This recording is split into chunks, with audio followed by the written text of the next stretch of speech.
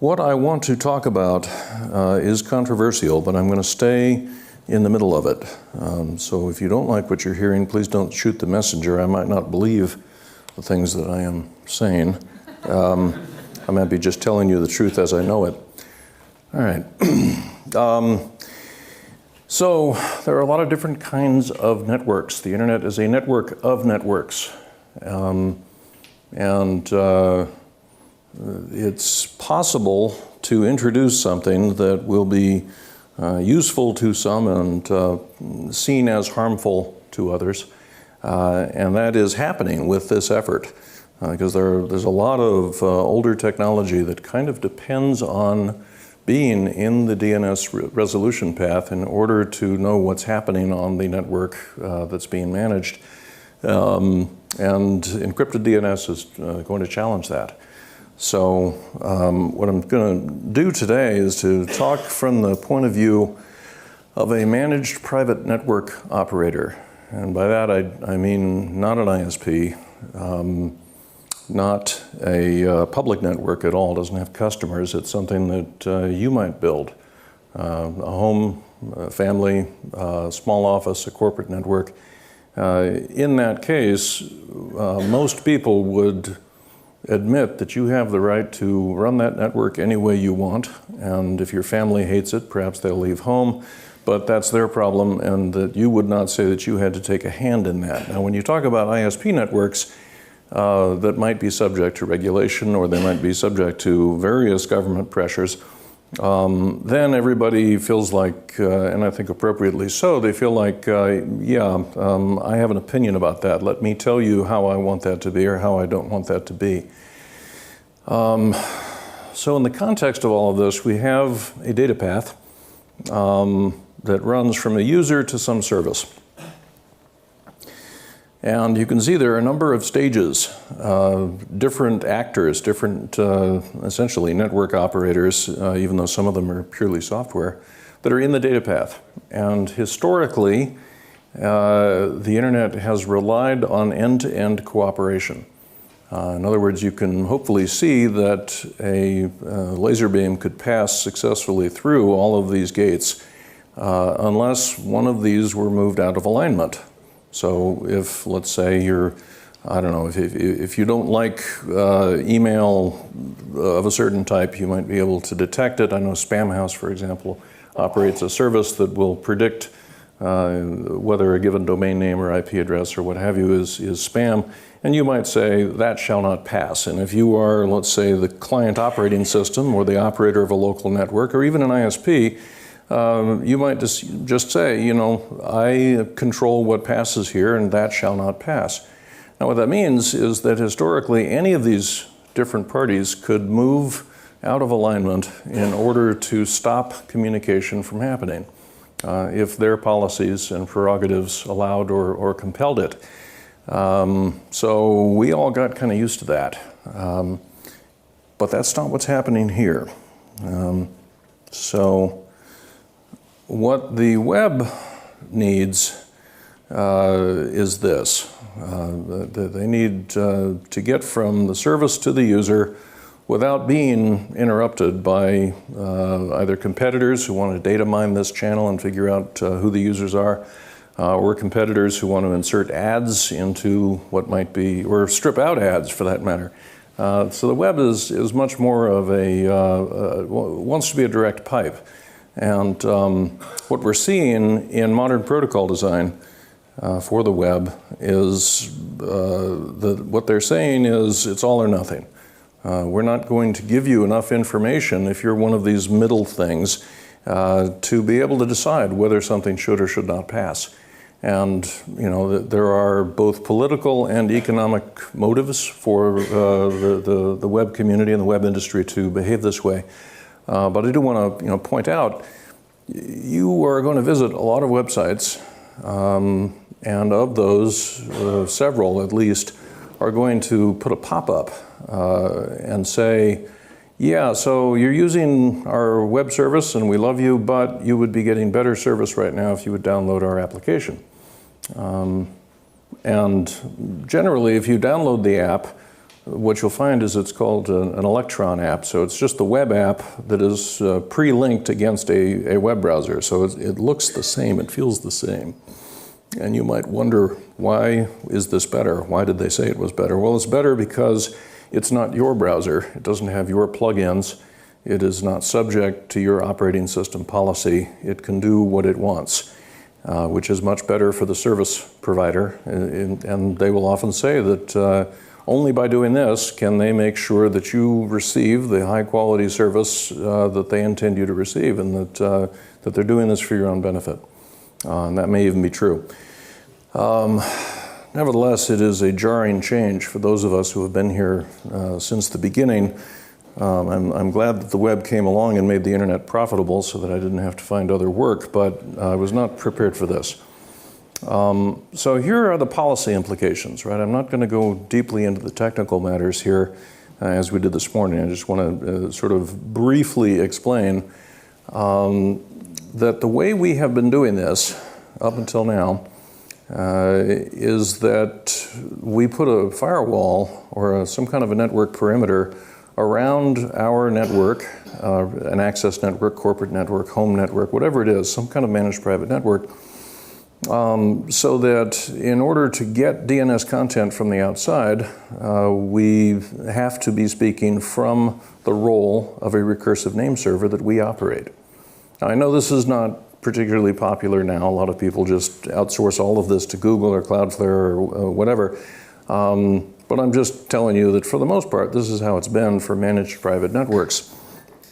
And the reason is shown over on the right, which is that you'd like to be able to see what lookups are going on, what answers are trying to reach your users in your applications, mostly for forensic reasons, so that after somebody gets penetrated, you can look at the data trail, look at all the breadcrumbs, and find out how that happened. But you might also have some filtering. A vast number of people are using DNS filtering to stop, let's say, command and control lookups by botnets, right? Because if you're infected with software that can't find its mothership, that's better for you than being infected with software that is capable of being commanded to do things. So we've been doing this for decades. And we kind of have to, because the complexity of our networks is well out of bounds. It's well beyond our understanding. If you think about the malicious firmware updates or malicious hardware that comes out of various supply chains that are over the horizon somewhere, or malicious meatware, in other words, people who somehow get into your network, or just normal malware that you get infected with, drive-by stuff. There's an awful lot of really bad stuff that can get into your network and start operating very close to things that you didn't think you had to secure against that kind of thing. Now, that may be naive. It's possible that we all have to move to a perimeterless model and make everything hardened so that it could sit on the open internet and be safe. But we're not there.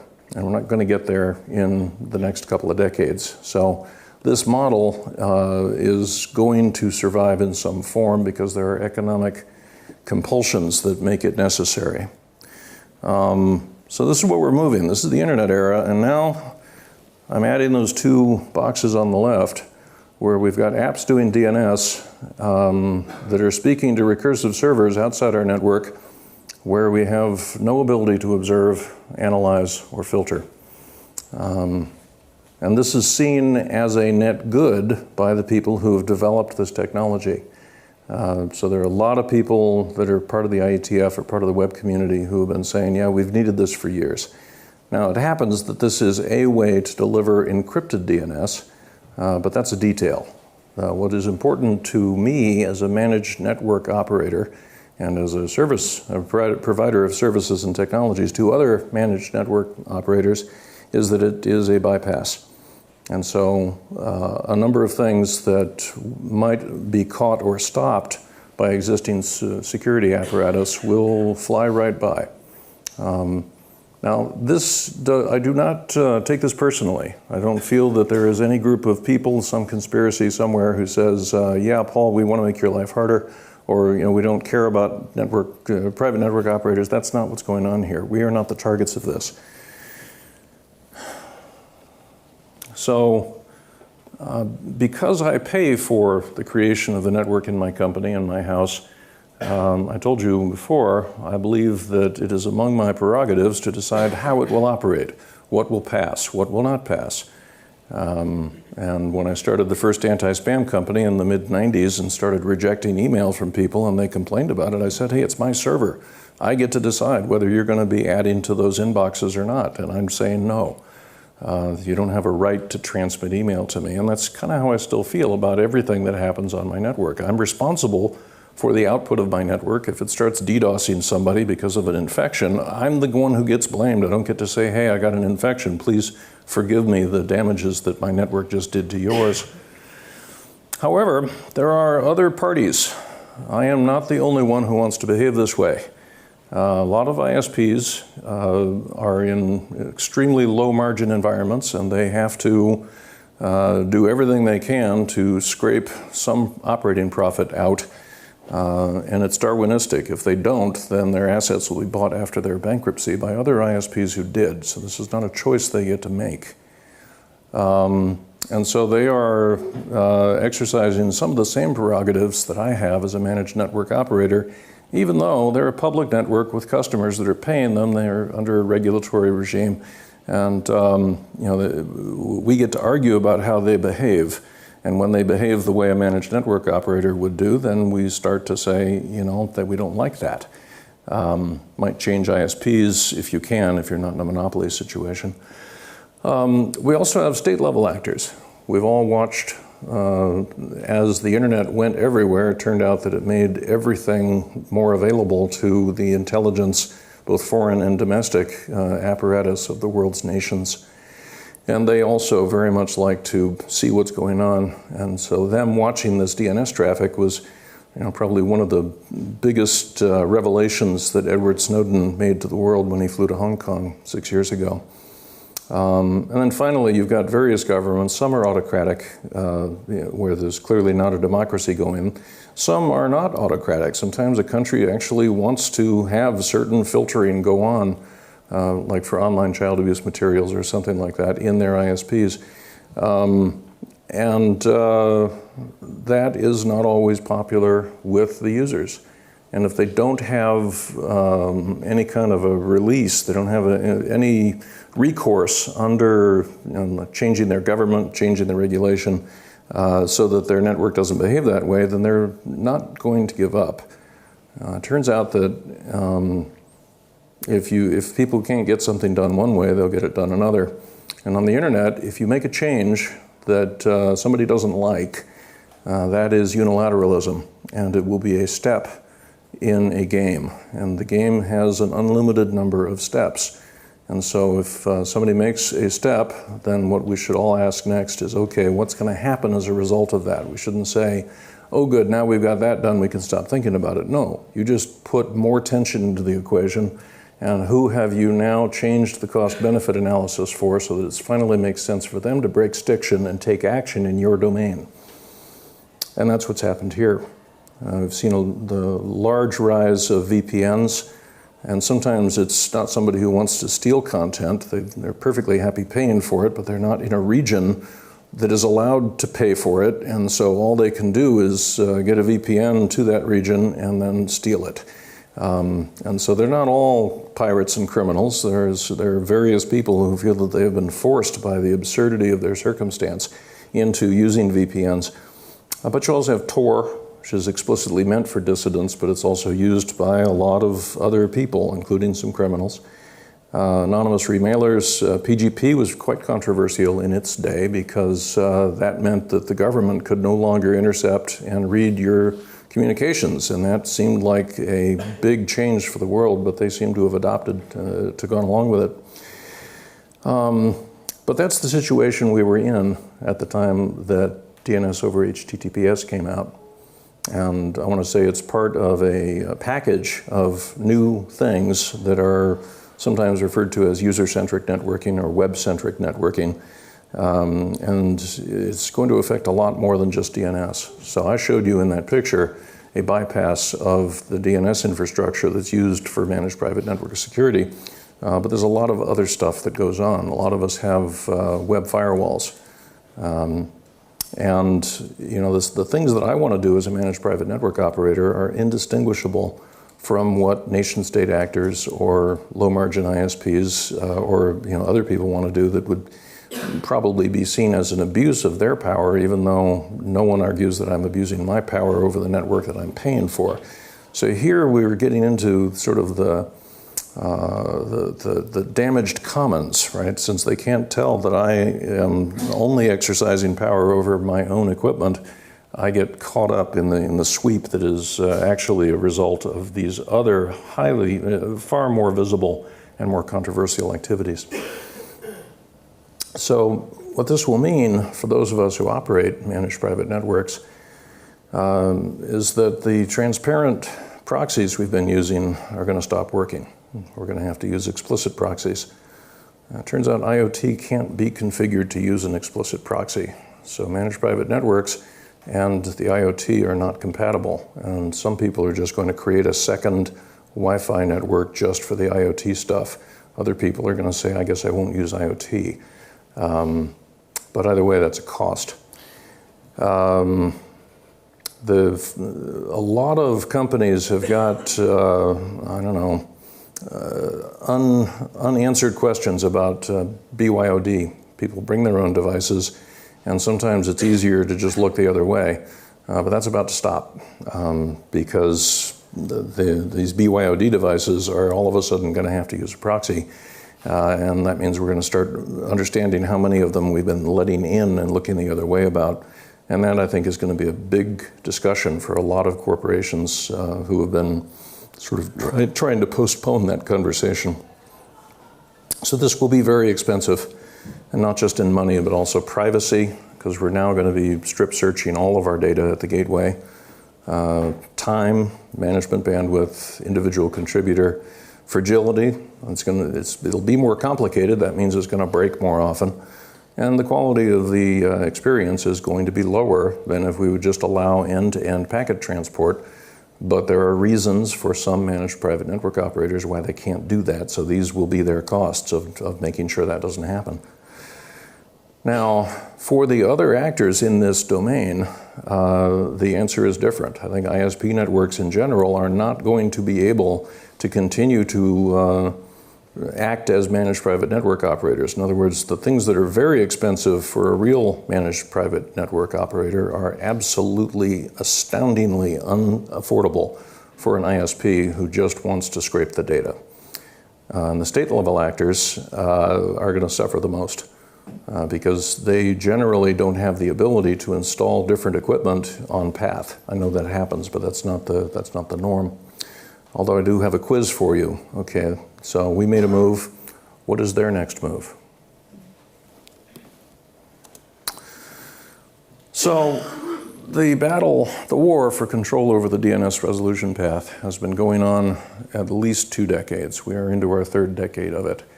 And it's always ugly. Although sometimes there are pleasant side effects. I probably wouldn't know Glenn Dean if not for SOPA. Because he was on the wrong side and we talked, or his company was. But another way to look at this is the web is finally deciding, this internet thing was very good. I'm glad it existed because we got the web going. The web was permissionless. We could just add the internet was permissionless. We just added the web, and all of a sudden everybody had browsers and servers and e-commerce, and it was great. But it's not so great now. We don't like your browser plugins. We don't like your browser. We certainly don't like your operating system, your ad blockers, your malware stuff, your edge security, your firewalls. All of that stuff is in the way of the web. So we just want the internet to back down and just be a dumb pipe. So those are the 2 ways you could look at this as a future historian. Anybody want to shout out the answer to the quiz? What's their next move?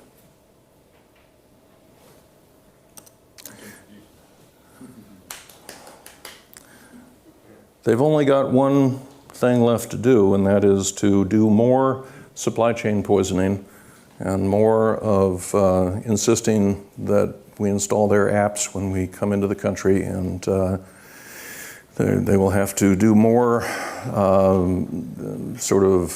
insertion of surveillance technology into the service point itself, because it will only be at the ends of the internet's dumb pipe where the data will be able to be monitored or interfered with.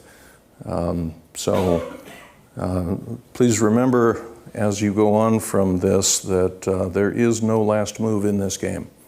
And we should be thinking about that every move we make, so that we don't accidentally put ourselves in a worse position by doing something that seemed perfectly right-minded at the moment we chose it. Questions? What is wrong with that?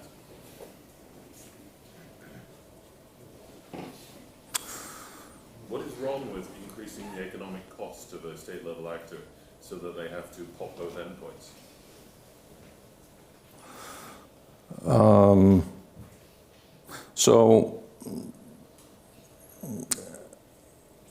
I don't think that there is an obvious moral hazard in all cases, but I will say that there is an obvious question mark that arises. Right, I've had conversations with well-meaning, well-educated people who believe in their heart of hearts that there is a limit to how much money the Central Committee of the Chinese Communist Party will spend in order to make sure that Tiananmen Square and Taiwan are not discussed and that freedom of speech does not occur. And they think that if we just make it too expensive to continue, that they will eventually say, all right, that's fine, we'll become a free country. And I don't know how to answer that. That certainly won't happen, but on the other hand, we have a history, at least America has a history of resisting general warrants in preference for specific warrants of targeted individuals. And that is proportionate to requiring state-level actors to pop a specific user's device. So that's true as far as it goes, but to complete my first statement, there isn't an amount of money that China won't spend. So they will have this capability. And in order to make it scale, either for them or for any other nation-state surveillance or control regime, they're going to have to move into the supply chain. It's going to have to become more prevalent. So just as we as managed network operators are going to have to abandon our current somewhat half-assed way of doing HTTPS transparent caching or transparent proxy and move to something that'll be a lot more visible and a lot more expensive, so will they. Because they're not going to stop. And if this is where they have to go, this is where they will go. And the cost will be proportionate, and that strikes me as a good thing. Well, since they're using our tax dollars for it, I'm not sure I love the fact that their costs are proportionate.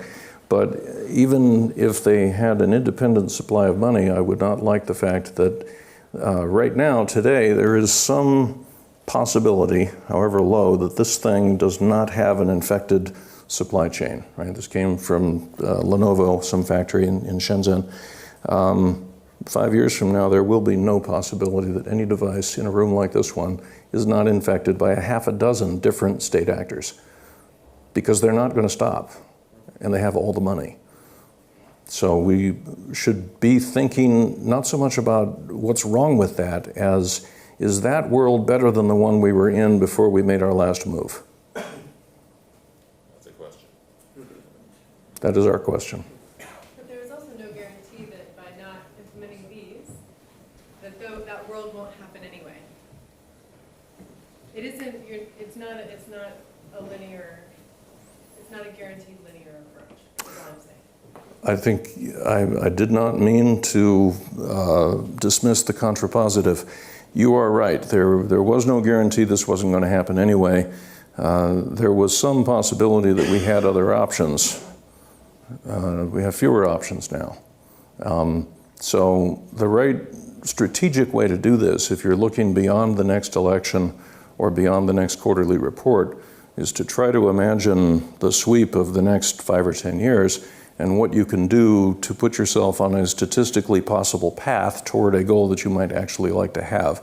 I don't believe that any strategy or strategic thinking of that kind was done before considering what the technology community's reaction would be to the Edward Snowden disclosures of 2013. I believe that we did everything in our power, and that the combination of all that we've done and all the powers we had may not have been the choice we would have made. Just to talk about what people expect. So I've worked for almost over a decade with people who are at risk. So people who would be targeted, people that can just not trust their devices and so on. I think it has been part of the discussion. What happens then? What happens next? If you are more secure, if you use Tor, if you use Signal, etc., what can you expect? So I do think that there is absolutely part of this community and this conversation that has considered the alternatives, because it's also not just privacy. You're also talking about large portions of the world that are concerned about censorship or fraud. I mean, there's a whole, there are some few continents now with some billions of people that have digital IDs, and they're worried about their phones being connected to their bank accounts, etc. Because it's a, so I think it's more than just privacy as well, to consider why these things are important. I want to say that it sounds as though you are a person of conscience who thinks about the long-term impact of choices you make.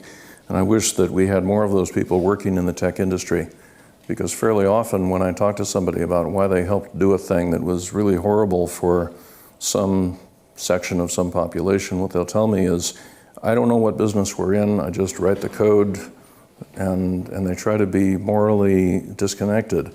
And I find that alarming. And I am not, but a lot of people are. Any other, I think I'm over time, but any other discussants?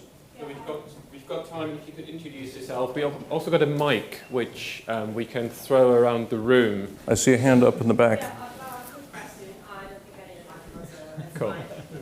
My name is Lisa, and I work for Active19, a free speech organization. You said state-level actors next move is to ask people to ask/recommend /mandate people, users to upload, to download their own apps, right? Now, as many of you might know, a couple of weeks ago, the Russian parliament has already approved a law that makes this mandatory. So if this is already reality, what's next move?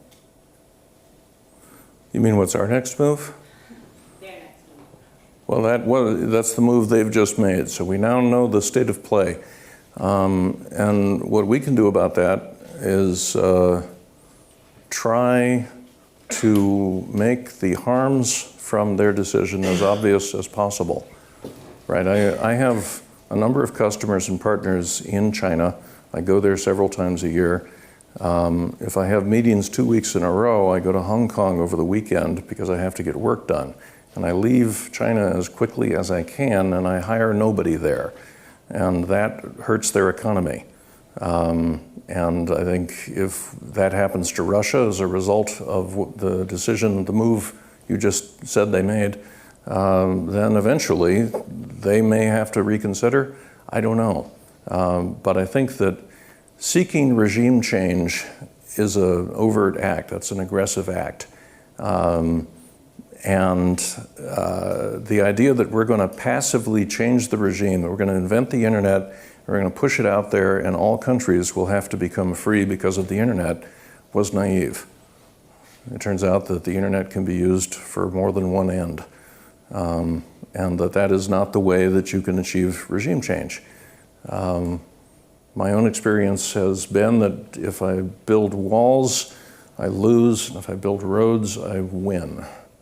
So what road can we build is the answer that I have to what should our next move be. But you know, I don't want to make it seem like this was the only way to achieve this particular result, or that we wouldn't have ended up in a place like this eventually anyway, because that's just the way everybody's motives would have cross-connected over the decades. But we're here now, which is sooner than I expected, and we're in a place that we're not ready for, and we're certainly not ready for the next move. So if you have not looked into hardware hacking, I urge you to do so. Feel free to send me email and I'll send you a list of references.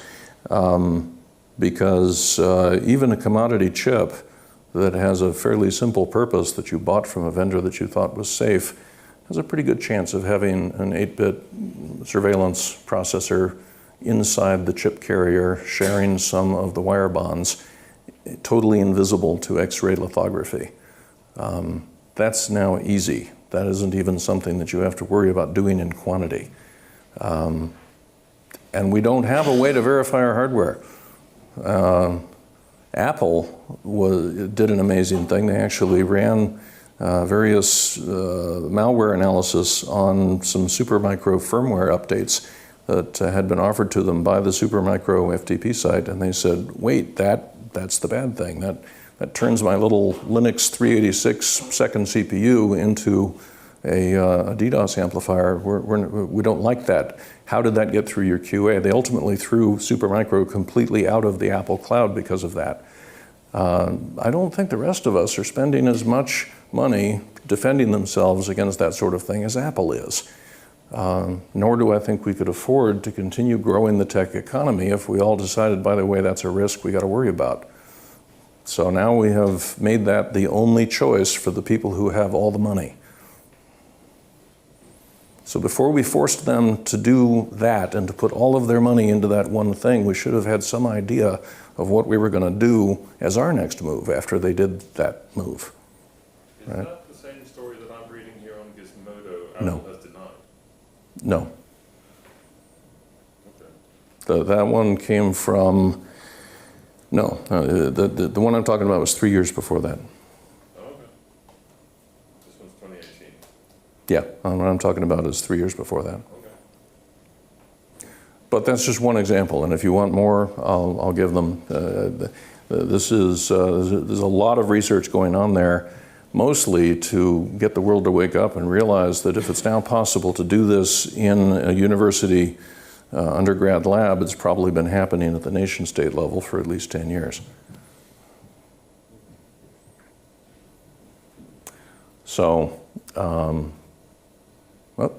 Any further questions either for Paul or for Glenn on the discussion so far? Yes, we have a question 3 rows behind you.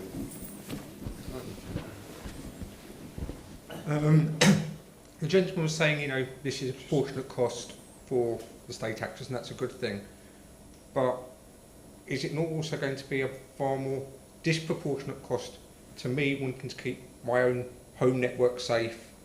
Because the malware is going to be doing this, every app's going to be doing this, so if I'm trying to stop bad stuff happening to my own personal devices, the cost to prevent this is going to go up hugely, and that's going to hit me a huge amount more than it's going to hit the large firms and state actors. So I think you're pointing out something that I should have mentioned, which is, yes, the cost of doing this, let me go back a couple of slides. The cost of doing what you have to do to keep your prerogatives intact as a managed private network operator is high. The cost of not doing it, which is what most people are going to be doing, is higher, because you will be subject to far more control and surveillance by way more outside parties than you were before. What this proves is that any power tool can kill, and that nothing that can be abused won't be, and a whole bunch of other aphorisms I could throw at you. That doesn't mean that there is some irresponsible person who should have thought about the risks they were imposing on you before they did what they had to do for their business plan. Because most people just want to solve the problem that their boss gave them and go home to their family. And I'm not going to fault everybody who does that. Paul, in an earlier slide, you talked about unilateralism, and you talked about how if one avenue is closed, everybody will move over to something else. And we're already seeing this in malware, where, for instance, command and control is moving to Instagram comment threads rather than relying upon DNS. Yes. So this speaks also to your challenge, which is if you are seeking to exert control over DNS, you are also going to have to, if you want to inhibit malware, seek control over Instagram comments and all I didn't avenues mention of egress. DNS. I didn't mention DNS. Well, in terms of lookup, other forms of prevention of badness coming out of your network so that you can control your network. Yeah, but you said the cost of controlling the network going up is going to be proportionate, and that's a good thing because it's going to affect the state actors. Yeah. My point is, for me, keeping my personal network, even if it's just my laptop at home, Yes. safe, Yes. is going to go up an awful lot more and a lot higher than I can afford, let alone... I'm very sympathetic. It is, the cost is a dreadful thing, but if you are also in a position where you have to exert that control will need to be more than just DNS in this respect. You're going to have to inspect everything. Which is going to be very difficult for most home users. In fact, So and we we're are throwing already home there. users under the bus for this other defence. So let me explain a little bit about the security industry economics, because that plays into this, not for the home user, but certainly for the corporate user. We can't watch everything. There's too much data, too many packets, too many sources, too many syncs. So we don't. We treat this as a problem in statistics. And what that means is we look for anomalies. And we try to figure out, okay, why is that industrial control device speaking to Instagram? Because that shows up in NetFlow.